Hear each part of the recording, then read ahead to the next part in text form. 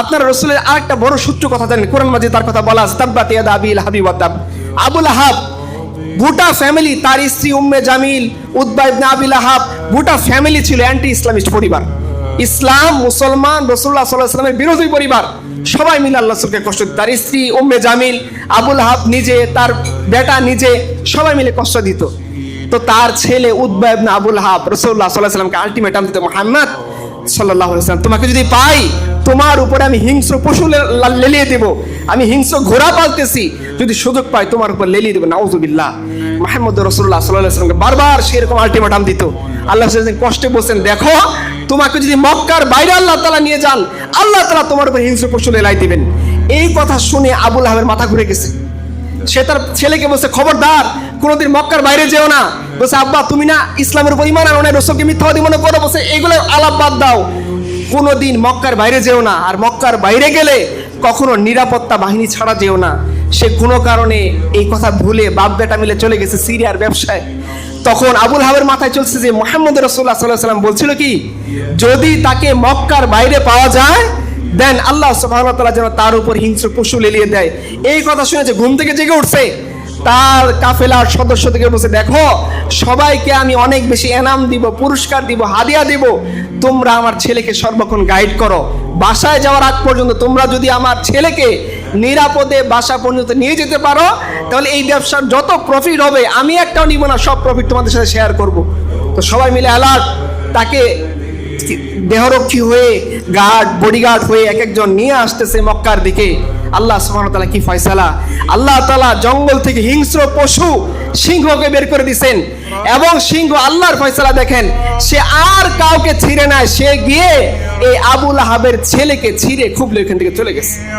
আবু লাহাব তার এই সন্তানের ক্ষত বিক্ষত লাশ নিয়ে বলতেছিল, কতবার তোকে না করছি যে মুহাম্মদ রাসূলুল্লাহ সাল্লাল্লাহু আলাইহি ওয়াসাল্লাম তোকে আলটিমেটাম দিছে, মক্কার বাইরে পেলে তোকে তোর উপর যদি আল্লাহ তাআলা হিংস্র পশু লেলিয়ে দেয়, আমার কথা শুনিসনি, পিতার যে দুশ্চিন্তা আমলে নিসনি, এখন সে তার মজা ভোগ কর।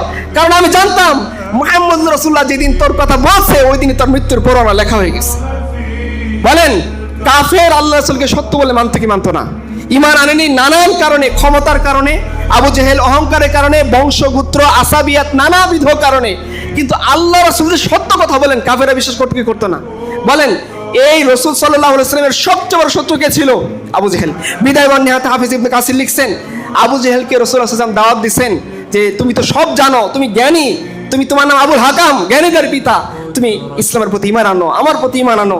সে বলতেছিল যে না, আমি তোমাকে স্বীকার করি না, চলে গেছে এখান থেকে।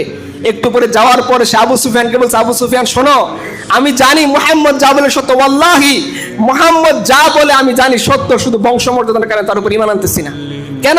বলছে, আমি এবং মুহাম্মাদের বংশ সমানে সমান ছিলাম, বনু হাসিম। আজকে বনু হাসিম থেকে নবী আসছে, আমাদের বংশে তো কোনো নবী নাই, তাকে যদি নবী হিসেবে মেনে নেই তার বংশ আমার উপরে উঠে যাবে, শুধু এই জন্য তার উপর ঈমান আনি না। তার মানে সে বিশ্বাস করতে কি করতো না?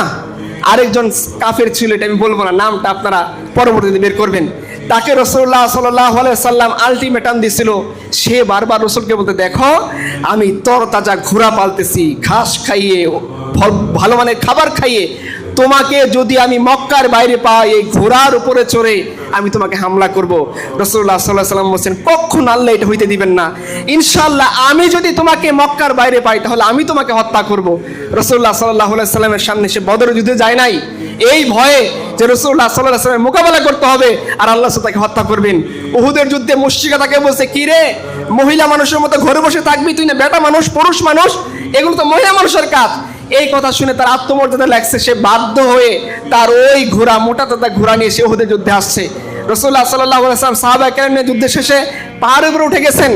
সে তখন তার ওই ঘোড়ায় চড়ে, সে জানে আজকে তার শেষ দিন, হয় তাকে মুহাম্মদকে শেষ করতে হবে সাল্লাল্লাহু আলাইহি ওয়াসাল্লাম, আর মুহাম্মদ সাল্লাল্লাহু আলাইহি ওয়াসাল্লাম তাকে শেষ করবেন। সে ঘোড়া নিয়ে পাহাড়ের উপরে উঠছে। ও যখন আসতেছে সাহাবা কেরাম বলল, ইয়া রাসূলুল্লাহ আমরা তাকে আটকাবো। আল্লাহ রাসূল বলছেন, না, তাকে আসতে দাও। ও আসতেছে, রাসূলুল্লাহ সাল্লাল্লাহু আলাইহি ওয়াসাল্লাম একটা বর্শা নিয়ে শুধু মারছেন, তার কানের কাছ দিয়ে একটু ছুঁয়ে গেছে, হালকা একটু রক্ত পড়তেছে। সে গিয়ে আবু সুফিয়ানের কাছে বলতেছে যে, আবু সুফিয়ান আমি তো শেষ হয়ে গেলাম।